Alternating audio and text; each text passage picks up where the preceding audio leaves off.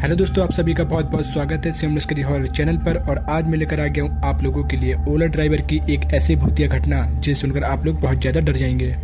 दोस्तों, कहानी में आगे बढ़ने से पहले अगर आप लोग मेरे चैनल पर नए हो तो चैनल को सब्सक्राइब कर दीजिएगा और साथ ही बेल आइकन भी ऑल पर कर लीजिएगा। इससे क्या होता है कि जैसे मैं कोई न्यू वीडियो बनाऊंगा दोस्तों तो सबसे पहले आपके पास पहुँचेगी। तो चलिए दोस्तों, बिना देरी करते कहानी को शुरू करते हैं।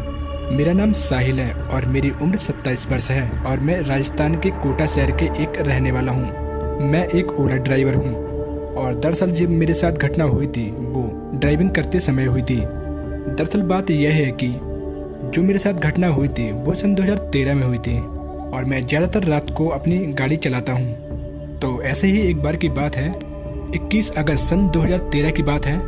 तो उसी दिन के रात के तकरीबन 11:30 बजे एक बुकिंग मिलती है।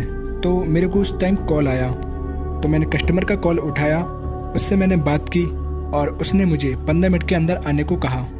फ़ोन करने वाला एक लड़का था। उस लड़के को दादा देव मंदिर जाना था जो कि राजस्थान कोटा के पास ही पड़ता है।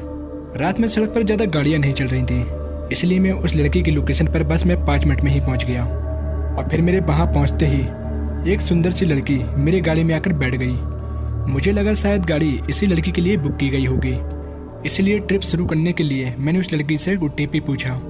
OTP उस शख्स के पास आता है जिसने ओला गाड़ी बुक की हो। खैर, फिर उस लड़की ने मुझे OTP नंबर बताया और फिर मैंने ट्रिप शुरू कर दी। और फिर मैं उस लड़की को लेकर दादा देव मंदिर की तरफ जाने लगा। मैं 10 मिनट के अंदर ही उस मंदिर के सामने पहुंच गया और फिर मैंने ट्रिप ख़त्म की।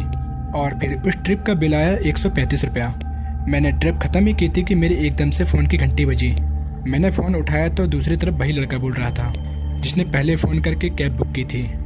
वो लड़का गुस्से में मुझे कह रहा था, क्यों इतनी लेट कैसे हो गई, अभी तक आप पहुँचे नहीं। और फिर मैंने उस लड़के से कहा कि अरे भाई, मैंने आपकी मैडम को लेकर आ गया हूँ दादा देव मंदिर और आपकी मैडम ने मुझे OTP नंबर भी बता दिया है।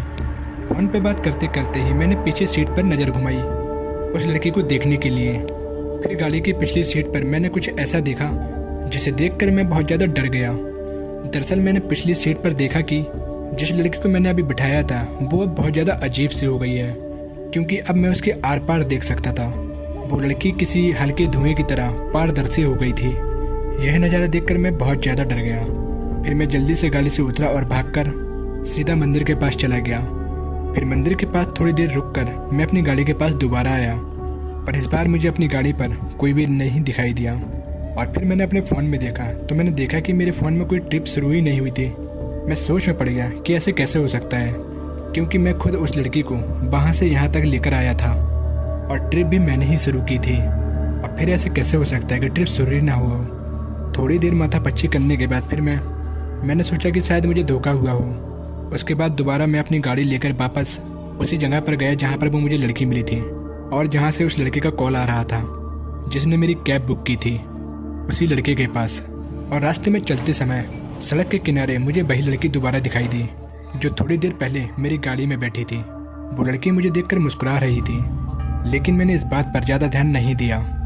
फिर थोड़ी ही देर बाद मैं उस जगह पर पहुँच गया जहाँ उस लड़की ने मेरी कैब बुक की थी और इन सारी बातों का वहम समझकर मुस्कुराने लगा। लेकिन जब मैंने उस लड़की को उस जगह से अपनी कार में बिठाला तो उस लड़के ने मुझसे कहा कि तुम्हारी पिछली सीट पर कुछ पैसे रखे हुए हैं। फिर मैंने देखा कि वो 135 रुपये हैं। बस फिर क्या, मैं उन पैसों को देखकर बहुत ज़्यादा डर गया, क्योंकि अब मैं समझ चुका था क्योंकि जो भी मेरे साथ हुआ था वो एक वहम नहीं था बल्कि एक हकीकत थी। बल्कि उस घटना के कई दिनों बाद तक भी डर के मारे मैंने गाड़ी नहीं चलाई। इस घटना के कुछ दिनों बाद से जब मैंने गाड़ी चलाना स्टार्ट किया तो मेरा काम पहले से ज़्यादा होने लगा था और अब मुझे पहले से ज़्यादा बुकिंग मिलने लगी। यहाँ पर एक बात और मैं आपको बता देना चाहता हूँ कि जहाँ से मैंने उस लड़की को पिकअप किया था उस जगह पे कुछ महीने पहले ही एक लड़की का मर्डर हो गया था। लोग का कहना है कि उस लड़की की आत्मा वहाँ पर घूमती है और कभी कभी लोगों को दिख जाती है, लेकिन वो कभी किसी को नुकसान नहीं पहुँचाती। तो मुझे लगता है कि उस दिन मेरा सामना उसी लड़की से हुआ था। और अगर ये मेरा वहम होता तो वहाँ पर 135 रुपये कहाँ से आ जाते हैं, जबकि उस लड़की का ट्रिप का बिल भी 135 रुपया हुआ था। दोस्तों, मुझे पता है कि आज की कहानी थोड़ी छोटी है, तो मैं कोशिश करूँगा कि आने वाले समय में मैं आप लोगों के लिए इससे भी अच्छी कहानी ला सकूँ और लॉन्ग स्टोरी बनाना की कोशिश करूँगा। तो फिलहाल आप ये स्टोरी सुनकर एंजॉय करिएगा और आप लोगों के पास भी कोई कहानियाँ है तो आप लोग मुझे शेयर भी कर सकते हैं मेरी इंस्टाग्राम आईडी पर। मेरी इंस्टाग्राम आईडी है शिवम लश्करी। और दोस्तों आप लोगों को ये मेरी कहानी कैसी लगी आप मुझे कमेंट सेक्शन में ज़रूर बताइएगा। तो बस आज का वीडियो यहीं समाप्त होता है। आशा करता हूँ आपको मेरी वीडियो पसंद आई होगी। पसंद आई तो वीडियो को एक लाइक कर दीजिए और आप लोग अगर मेरे चैनल पर नए हो तो चैनल को सब्सक्राइब कर दीजिए और याद रहे सब्सक्राइब करते समय बेल आइकन ऑल पे कर दीजिए। इससे क्या होता है कि जैसे मैं कोई न्यू वीडियो बनाऊंगा दोस्तों तो सबसे पहले आपके पास पहुँचेगी। तो दोस्तों मिलते हैं आपको ऐसी एक अगली वीडियो में, तब तक के लिए बाय।